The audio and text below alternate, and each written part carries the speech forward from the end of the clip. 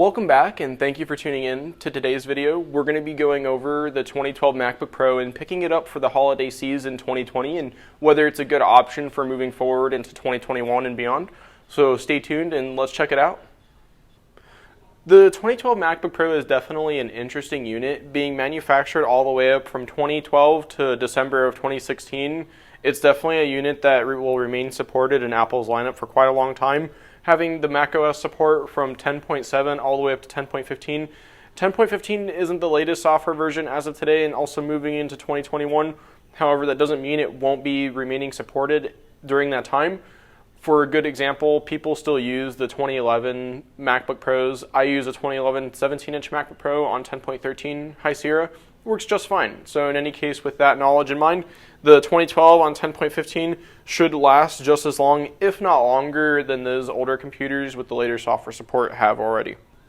Aside from software support, which is really wide on these computers, it also does sport a CD/DVD drive on the side. So if you do still have older software, or if you want to be able to view older content on CD/DVDs, then you will be able to do that with these computers. You'll be able to move CD music onto your iTunes library and upload it into iCloud.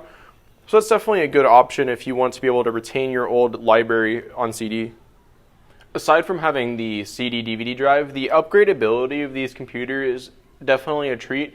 One thing that people like to do is replace the hard drive. If yours still has a hard drive, then you can replace it for a solid state drive, which reads data a lot faster than a hard drive. That will make the computer boot up a lot faster and load applications a lot quicker.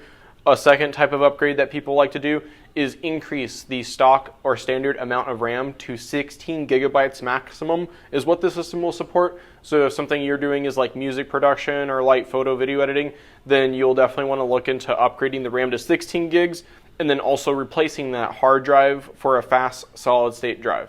In conclusion, we can definitely recommend the 2012 MacBook Pro, especially if it's for kids or for students on a budget, because with this model having 10.15 macOS Catalina support, that definitely makes it supported well into the future. So if ultimately you want to remain supported and not have to spend so much money and have the options to put 16 gigs of RAM, SSD, have an easily replaceable battery, then go with the 2012 MacBook Pro, as it's going to remain the most supported option as it already has in Apple's lineup.